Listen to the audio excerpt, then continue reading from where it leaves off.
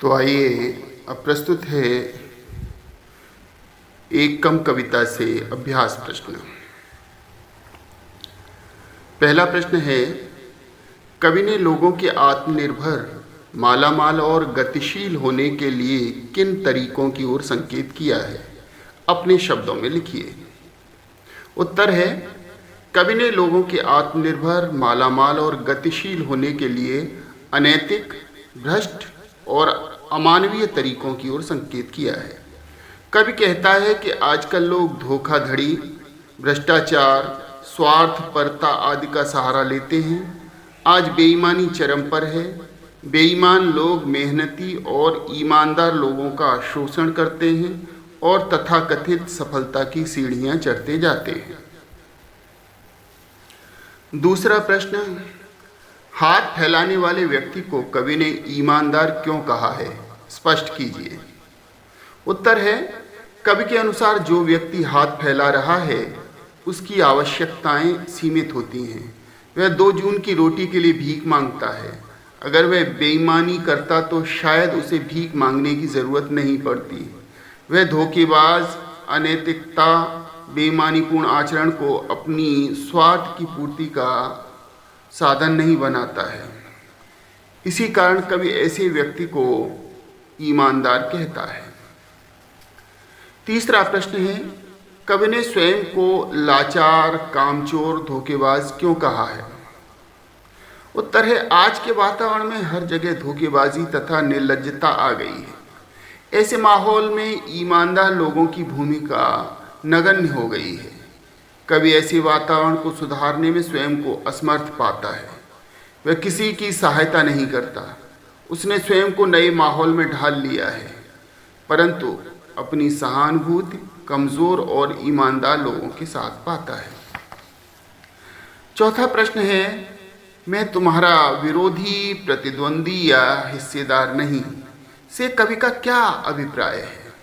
उत्तर है, कवि इस पंक्ति में कहना चाहता है कि हाथ फैलाने वाले व्यक्ति ने अपने आप को गलत तरीके से संपन्न होने वाली प्रत्येक प्रतिद्वंदिता से दूर कर लिया है। वह इस मार्ग में किसी के लिए रोड़ा नहीं है। पांचवा प्रश्न, भाव सौंदर्य स्पष्ट कीजिए। पहला है, 1947 के बाद से लेकर के गतिशील होते देखा है तक। तो इसका उत्तर है कि देश की आज़ादी के बाद से समाज में लोगों के नैतिक मूल्यों में तेजी से गिरावट आई है।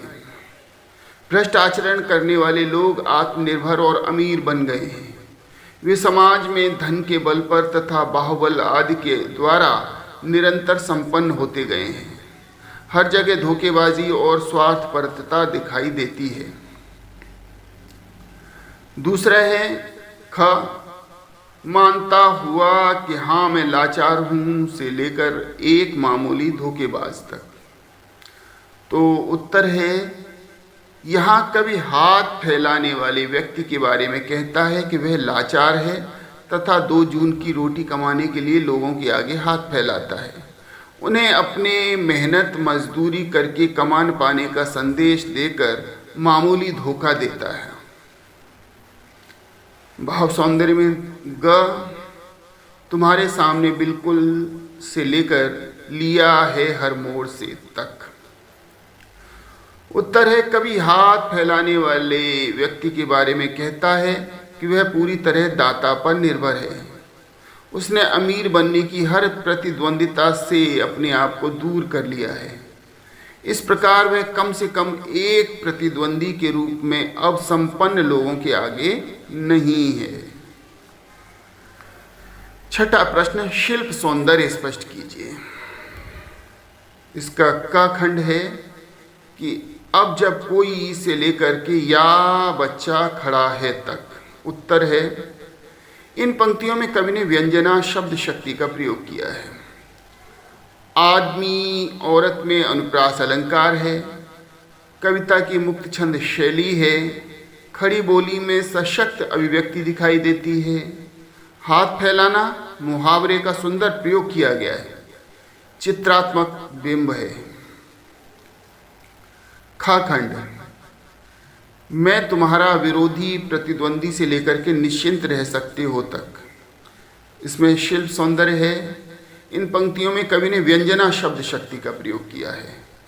कविता की मुक्त छंद शैली है, खड़ी बोली का प्रयोग है, कविता विचार प्रधान है, साथ ही मिश्रित शब्दावली भी दिखाई देती है।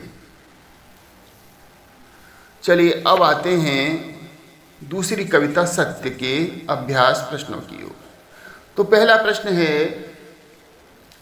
सत्य क्या पुकारने से मिल सकता है? युधिष्ठिर विदुर को क्यों पुकार रहे हैं? महाभारत के प्रसंग से सत्य के अर्थ खोलें। उत्तर है, सत्य पुकारने से नहीं मिल सकता है। युधिष्ठिर ने सत्य का ज्ञान पाने के लिए विदुर को आवाज लगाई। आवाज सुनकर विदुर ने युधिष्ठिर को देखा और उन्हें न पहचानने का बहाना करते हुए जंगल में भागे। युधिष्ठिर अपना परिचय देते हैं, परंतु विदुर उनसे दूर भागते हैं क्योंकि वे सत्य का सामना कर पाने में अपने आप को असमर्थ पाते हैं। दूसरा प्रश्न, सत्य का दिखना और ओझल होना से कवि का क्या तात्पर्य है? तो उत्तर है, सत्य का दिखना और ओझल होना से कवि का तात्पर्य है कि आज के जीवन में जो सत्य व्यक्ति को दिखाई देता है वह स्थायी रूप लिए हुए नहीं है। एक पल को वह दिखाई देता है, फिर ओझल हो जाता है। समाज में जीवन का रूप इस प्रकार से निर्मित हो रहा है कि सत्य एक निर्धारित रूप नहीं ले पा रहा। सत्य का रूप वस्तु, घटना और पात्रों के अनुसार बदलता रहता है। ऐसे समय में सत्य की कोई शाश्वत पहचान नहीं बन पाई है जिससे उसे पहचान कर पकड़ा जा सके। तीसरा प्रश्न, सत्य और संकल्प के अंतर संबंध पर अपने विचार व्यक्त कीजिए।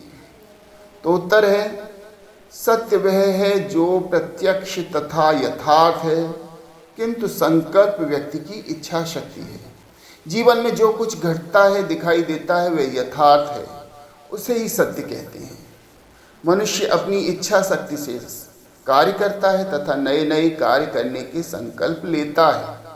संकल्प तथा दृढ़ इच्छा शक्ति से ही सत्य को समझा जा सकता है। चौथा प्रश्न है, युधिष्ठिर जैसा संकल्प से क्या अभिप्राय है? तो उत्तर है, युधिष्ठिर महाभारत के प्रमुख पात्र हैं जिन्हें सत्य का पर्याय माना जाता है। वे कठिन परिस्थितियों में भी सत्य का साथ नहीं छोड़ते। वे दृढ़ संकल्प वाले व्यक्ति हैं, दृढ़ निश्चयी हैं, ऐसे दृढ़ निश्चयी जो विपरीत दशाओं पर विजय प्राप्त कर सकते हैं। पांचवा प्रश्न है, सत्य की पहचान हम कैसे करें? कविता के संदर्भ में स्पष्ट कीजिए। तो उत्तर है कि कवि के अनुसार स्वयं नहीं बोलता, सत्य स्वयं नहीं बोलता, वह मनुष्य के व्यवहार आचरण से प्रकट होता है। वह प्रकाश पुंज की तरह आता है और या तो मनुष्य में विलीन हो जाता है या उससे होता हुआ आगे बढ़ जाता है। यह सत्य हमारी आत्मा में जब तक दमक उठता है, उसी से हम सत्य को पहचान लेते हैं। छठा प्रश्न है, कविता में बार बार प्रयुक्त हम कौन है और उसकी चिंता क्या है? तो उत्तर है कि कविता में बार बार हम शब्द का प्रयोग किया गया है। यहाँ हम का अर्थ आम व्यक्ति से है। कवि इसलिए चिंतित है क्योंकि आज ऐसा वातावरण बन गया है जिससे सत्य की पहचान तथा पकड़ मुश्किल होती जा रही है। एक ही सत्य हर व्यक्ति के लिए अलग अलग अर्थ रखता है। सातवां प्रश्न, सत्य की राह पर चल, अगर अपना भला चाहता है तो सच्चाई को पकड़। इन पंक्तियों के प्रकाश में कविता के मर्म को खोलिए। तो उत्तर है कि कवि के अनुसार मनुष्य को सच्चाई की राह पर चलना चाहिए, इसी में उसका भला निहित है। यही बात इस कविता में कही गई है। असत्य का कोई निश्चित रूप नहीं है।